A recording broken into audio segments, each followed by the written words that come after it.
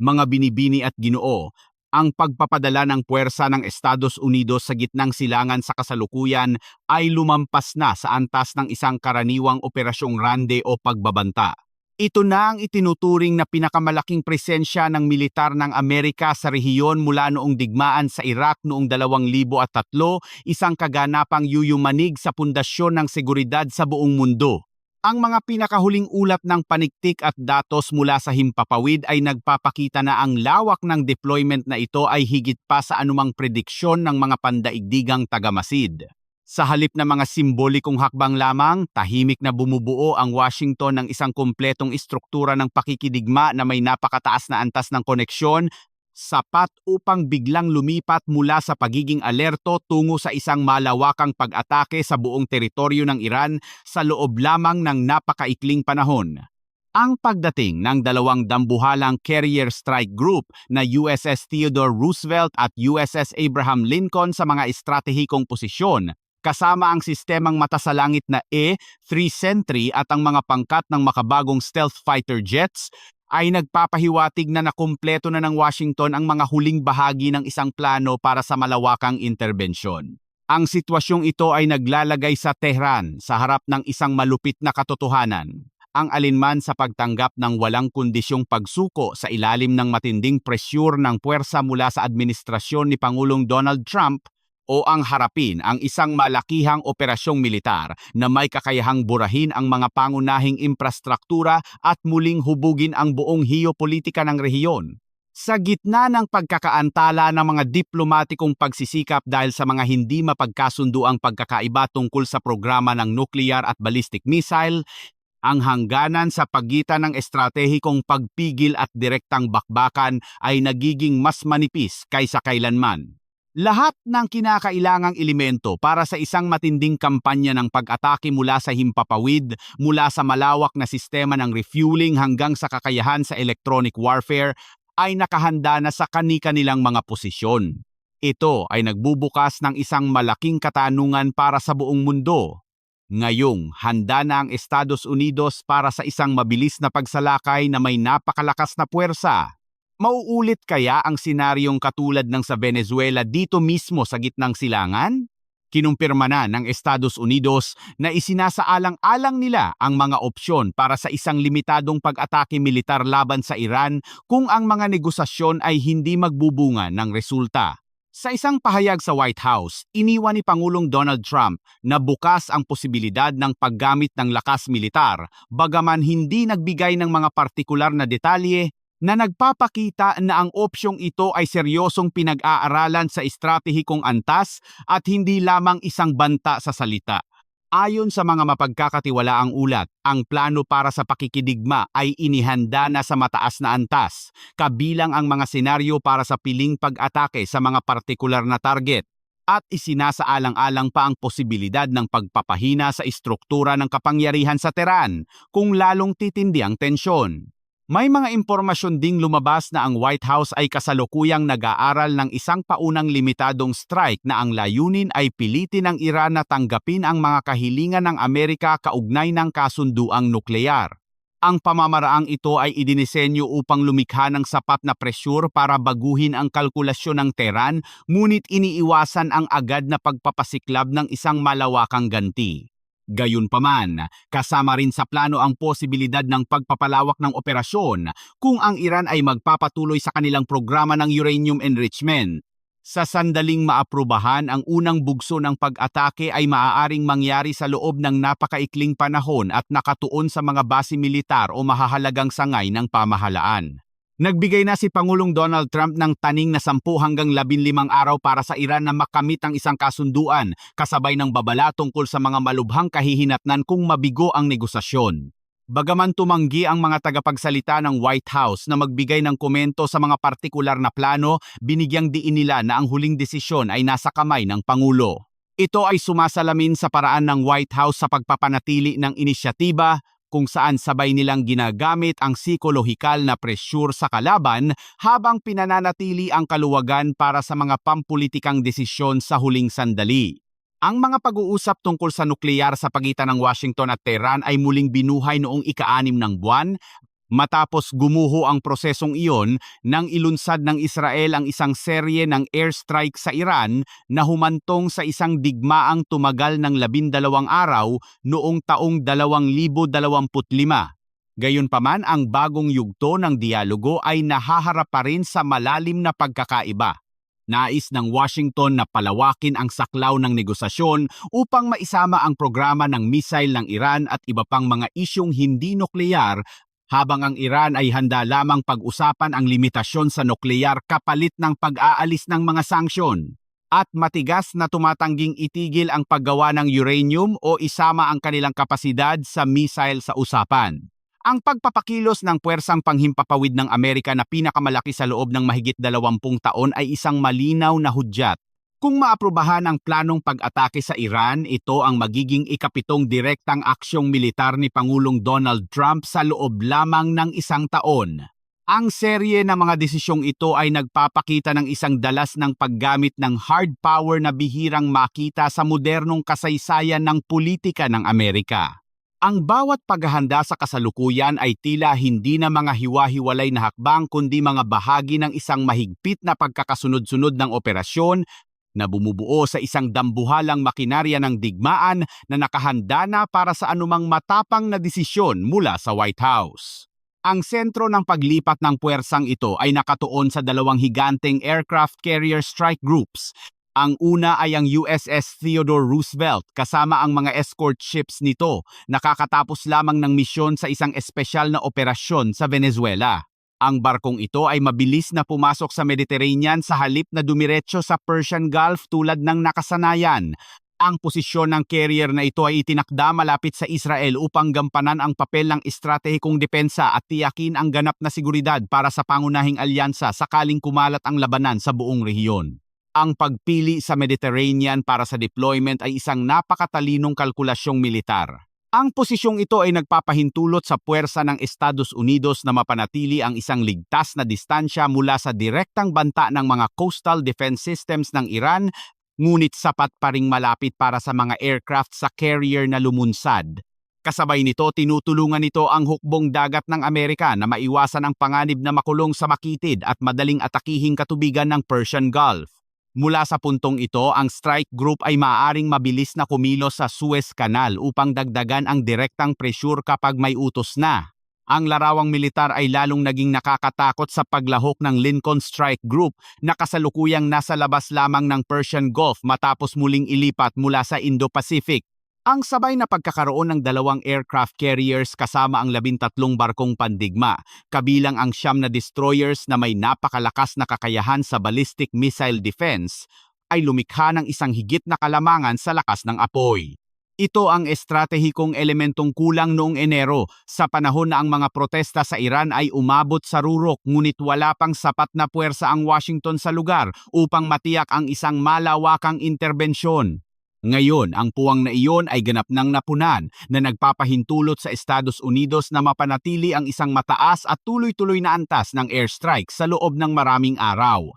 Kasabay ng pag-ipit sa dagat, ang anyong militar sa gitnang silangan ay nagbago sa bilis na nakakahilo nang i-activate ng Estados Unidos ang pinakamalaking deployment ng air assets mula noong kampanya sa Iraq noong 2003.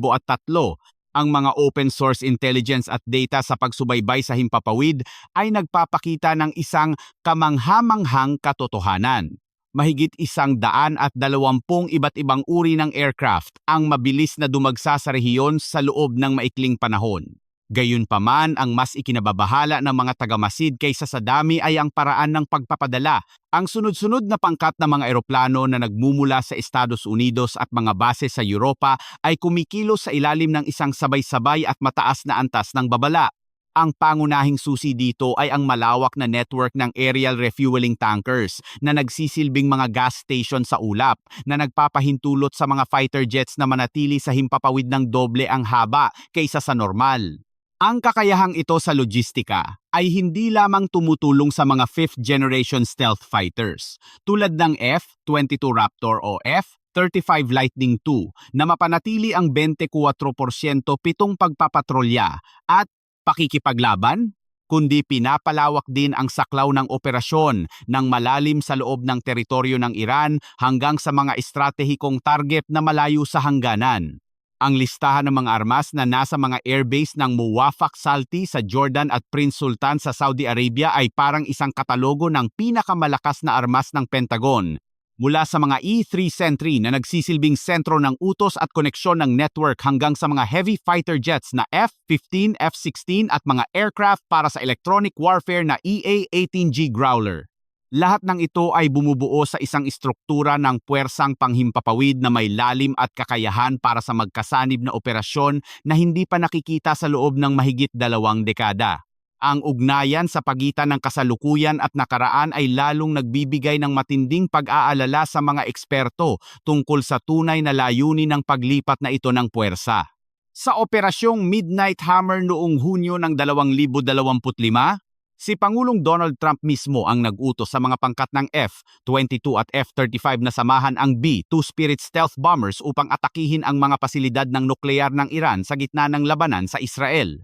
Kaya naman, naniniwala ang mga analis na ang anumang paggalaw ng mga B-2 sa himpapawid sa kasalukuyan ay ang huling hudyat para sa isang malawakang estratehikong pagsalakay na may matatag na pampulitikang kalooban.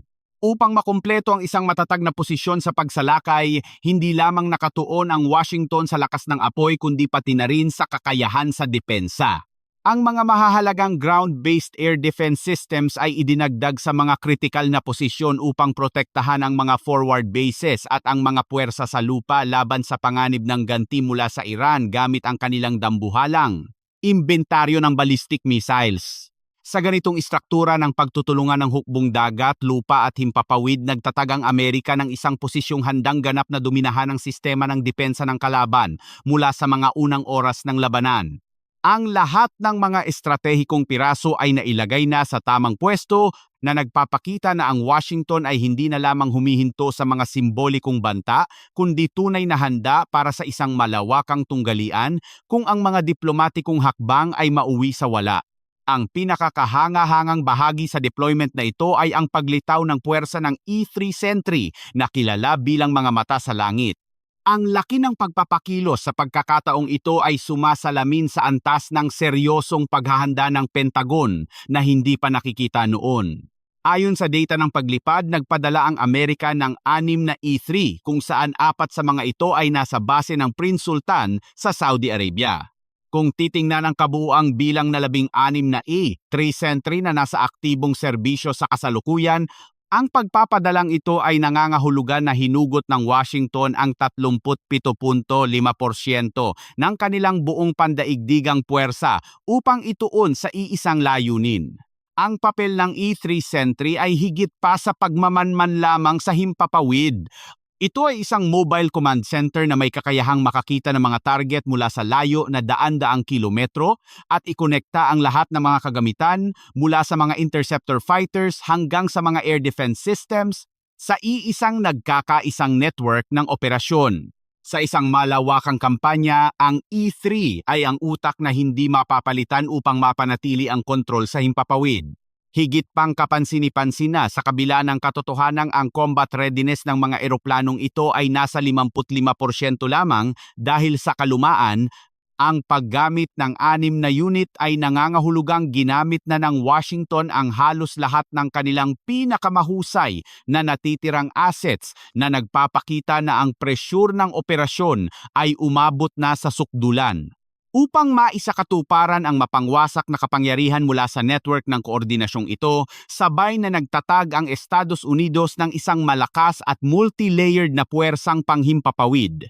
Ayon sa mga open source na datos, isang pangkat ng 12 F-22 Raptor stealth fighters ang umalis sa kanilang base sa Langley upang magtungo sa silangan. Kasabay nito, 36 na F-16 fighter jets ang dagsaring dumating mula sa mga base sa Alemanya at Italia.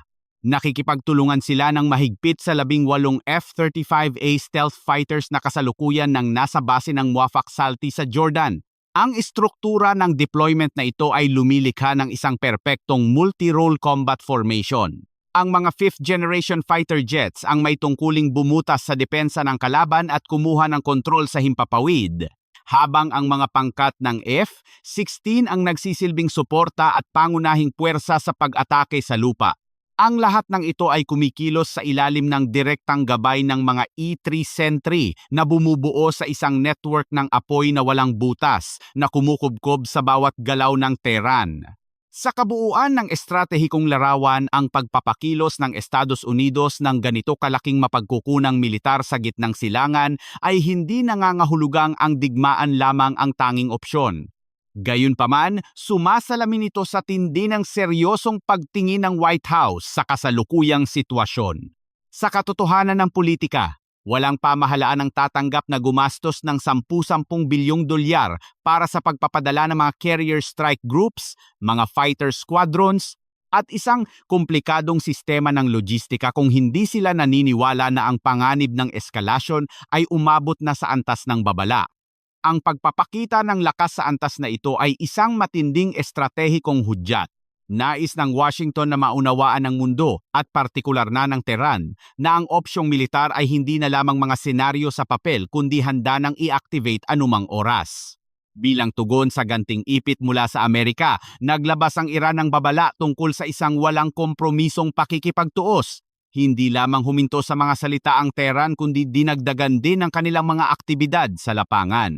Isang halimbawa nito ay ang pagsasagawa ng joint naval exercise kasama ang Russia sa dagat ng Oman upang humanap ng suportang internasyonal. Kasabay nito, ang paglalabas ng abiso tungkol sa pansamantalang pagsasara ng bahagi ng Strait of Hormuz para sa mga live-fire drills ay isang matalim na paalala tungkol sa kanilang kakayahang gambalain ang pandaigdigang daloy ng enerhiya. Ang mga pinakahuling larawan mula sa satellite ay nagpapakita rin ng puspusang pagsisikap ng Iran sa kanilang depensa. Mabilis nilang pinapatibay ang mga sensitibong infrastruktura gamit ang makakapal na patong ng semento at lupa, pinapatibay ang mga pasukan ng mga tunnel sa kanilang mga pasilidad ng nukleyar, at mabilis na kinukumpuni ang kanilang mga base ng missile. Ang estratehiya ng Tehran ay napakalinaw, isang multi-layer defense system na pinagsasama ang mga naval mines, submarines, at unmanned aerial vehicles o drones upang i-maximize ang pinsala sa puwersa ng Amerika kung sakaling sumiklab ang aktwal na labanan. Sa ilalim ng paningin ng mga ekspertong militar, ang posibilidad na umatake ang Amerika ay ganap na umiiral dahil sa kamanghamanghang pagkakatulad ng kasalukuyang mga paghahanda sa mga nakaraang kampanya. Gayunpaman, ang isang digmaan sa Iran ay magiging malaki ang pagkakaiba kumpara sa kampanya sa Venezuela noong 2025. Ang Iran ay nagtataglay ng mapanghamong heograpiya, malawak na teritoryo at malalim na estratehikong lalim na gumagawa sa isang mabilis na interbensyon sa lupa na halos imposible. Sa halip, ang pinakaposibleng senaryo ay ang mga serye ng pag-atake gamit ang long-range missiles at high-intensity precision airstrikes na direktang nakatutok sa mga sangay ng kapangyarihan, sa Islamic Revolutionary Guard Corps, at sa mga pangunahing bahagi ng programa ng nuklear. Sa gitna ng nakakasuffocate na tensyong ito, ang diplomasya ay hindi pa rin ganap na nawawala kundi lumipat lamang sa isang espesyal na anyo, diplomasya sa ilalim ng apoy. Ang plano ni Secretary of State Marco Rubio na bumisita sa Israel upang makipag-ugnayan sa pagkilos kay Prime Minister Benjamin Netanyahu ay patunay na ang Washington ay naghahanda para sa isang senaryo ng magkasanib na operasyon. Ang naunang pangyayari kung saan inatake ng Amerika ang mga target ng nukleyar sa Iran noong nakaraang tag-init habang ang mga linya ng dialogo ay bukas pa rin ay nagpapakita ng isang malupit na katotohanan. Handa ang Washington na gamitin ang hard power bilang isang panghuling leverage upang diktahan ang resulta sa hapag ng negosasyon.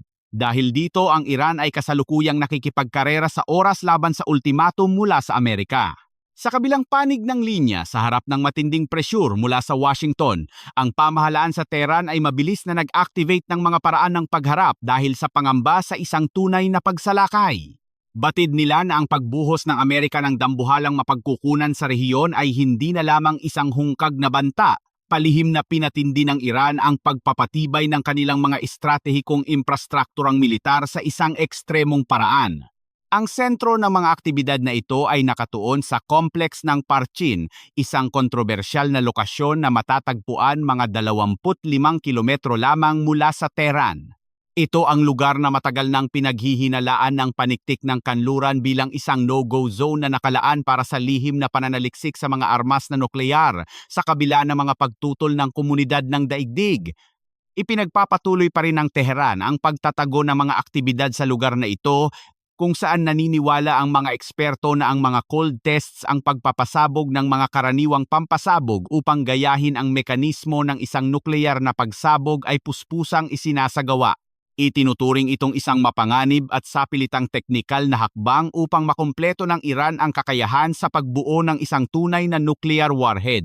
Ang mga pagsisikap sa paghuhukay ng mga tunnel sa ilalim ng bundok at pagpapatibay ng mga pader gamit ang semento at bakal sa Parchin ay hindi lamang simpleng depensa kundi naglalantad din sa ambisyon ng Tehran na protektahan ang kanilang mga nakamit sa nuclear laban sa panganib na mabura ng isang precision strike.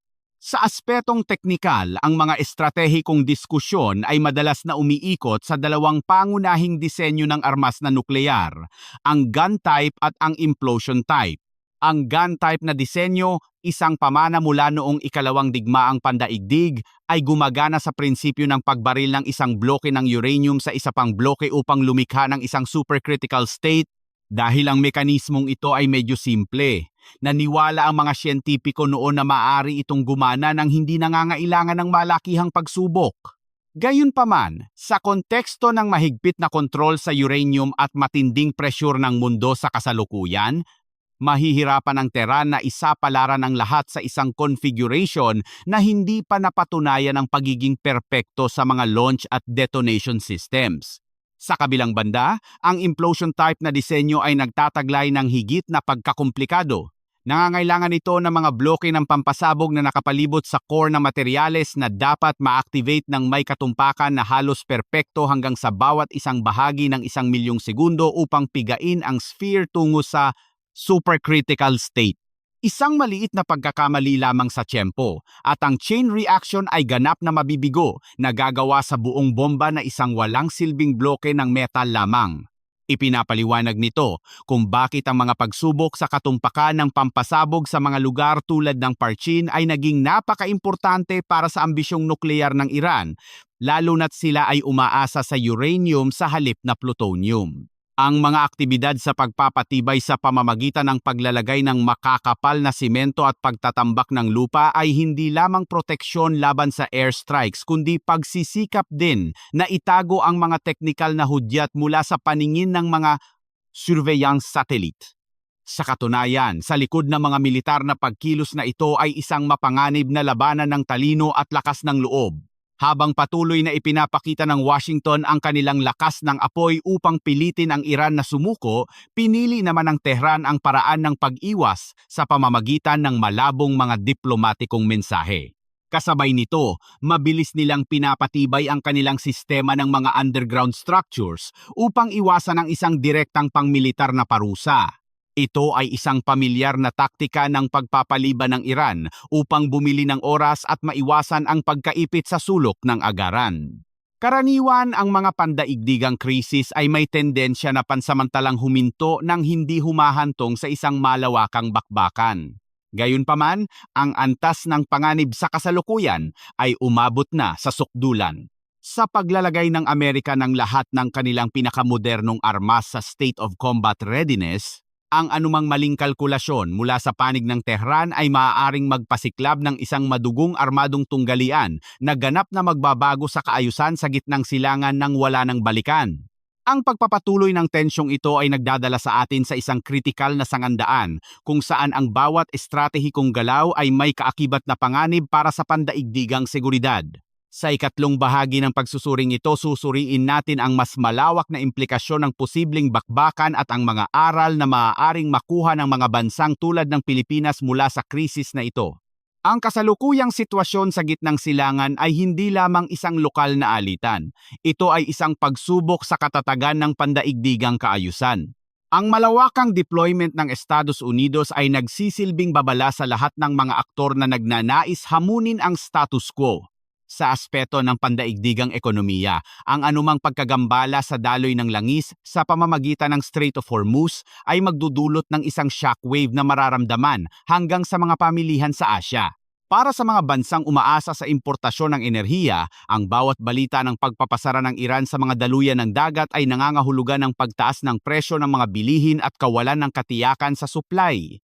Bukod sa ekonomiya, ang krisis na ito ay naglalantad din sa ebolusyon ng makabagong pakikidigma. Nakikita natin ang pagsasama ng tradisyonal na lakas, tulad ng mga aircraft carrier, at ang makabagong teknolohiya ng cyber warfare at mga drone. Ang kakayahan ng Amerika na magtatag ng isang hindi nakikitang network ng komunikasyon sa pamamagitan ng kanilang mga mata sa langit ay nagbibigay sa kanila ng bentahe na mahirap pantayan. Ngunit sa kabilang banda, ipinapakita ng Iran na ang asymmetric warfare o ang paggamit ng mas murang teknolohiya tulad ng mga maliliit na speedboats at kamikaze drones ay maaaring maging isang mabisang paraan upang pigilan ang isang higante. Ang neutral na pagtatasa sa sitwasyon ay nagpapahiwatig na ang Estados Unidos ay hindi nagnanais ng isang pananakop o nation building sa Iran na katulad ng nangyari sa Iraq. Ang kanilang layunin ay mas limitado ngunit mas mapangwasak, ang pag-neutralize sa kakayahang nuklear at ang pagbabawas sa impluensya ng Islamic Revolutionary Guard Corps. Gayunpaman, ang kasaysayan ay nagtuturo sa atin na ang mga limitadong strike ay madalas na humahantong sa hindi inaasahang paglawak ng digmaan. Kapag ang unang missile ay pinakawalan, ang lohika ng digmaan ang mangingibabaw at ang bawat panig ay mapipilitang tumugon ng mas matindi kaysa sa nauna. Para sa mga bansa sa labas ng rehiyon, kabilang ang Pilipinas, ang aral dito ay ang kahalagahan ng estratehikong otonomiya at ang paghahanda para sa mga panlabas na shocks. Ang seguridad ng isang bansa ay hindi lamang nakasalalay sa mga alyansa kundi pati na rin sa katatagan ng sariling infrastruktura at ang pagkakaroon ng mga contingency plans para sa enerhiya at seguridad ng pagkain. Ang krisis sa Iran at Estados Unidos ay nagpapaalala sa atin na sa isang mundong magkakaugnay, ang isang apoy sa kabilang panig ng mundo ay maaaring magdulot ng usok sa ating sariling mga pintuan. Sa huling bahagi ng ating ulat, mahalagang bigyang diin na ang hinaharap ay nananatiling nakabitin sa isang manipis na sinulid. Ang diplomasiya sa ilalim ng apoy ay isang mapanganib na laro kung saan ang isang maling interpretasyon ng hudyat ay maaaring maging mitya ng pagsabog. Habang ang 10 hanggang 15 araw na ultimatum ay papalapit sa pagtatapos, ang mundo ay naghihintay ng may pigil hiningang kaba. Mananaig ba ang malamig na lohika ng estratehikong kalkulasyon o masusunog ang rehiyon sa alab ng isang bagong malawakang digmaan? Anuman ang maging resulta, ang mapa ng kapangyarihan sa gitnang silangan ay hindi na muling magiging katulad ng dati. Ang pagpapakita ng lakas ng Amerika at ang matigas na paninindigan ng Iran ay nagtakda na ng isang bagong pamantayan para sa mga susunod na krisis. Ang pandaigdigang kaayusan ay muling hinuhubog sa harap ng ating mga mata at ang tanging tiyak ay ang katotohanan na ang lakas ng militar ay nananatiling isang pangunahing instrumento ng pambansang polisiya sa modernong panahon. Kaming mga tagamasid at editor ay patuloy na magbabantay sa bawat paggalaw ng mga tropa at bawat salitang bibitawan ng mga pinuno. Ang impormasyon ay ating sandata upang maunawaan ang isang mundong tila patungo sa kaguluhan. Maraming salamat sa inyong pagsubaybay sa espesyal na pagsusuring ito. Manatiling mapagmatsyag at handa sa mga hamon ng ating panahon. Mga binibini at Ginoo, dito nagtatapos ang ating komprehensibong ulat tungkol sa krisis sa gitnang silangan. Hanggang sa susunod na pagkakataon, ito ang inyong boses para sa mas malalim na pag-unawa sa heopolitika ng mundo.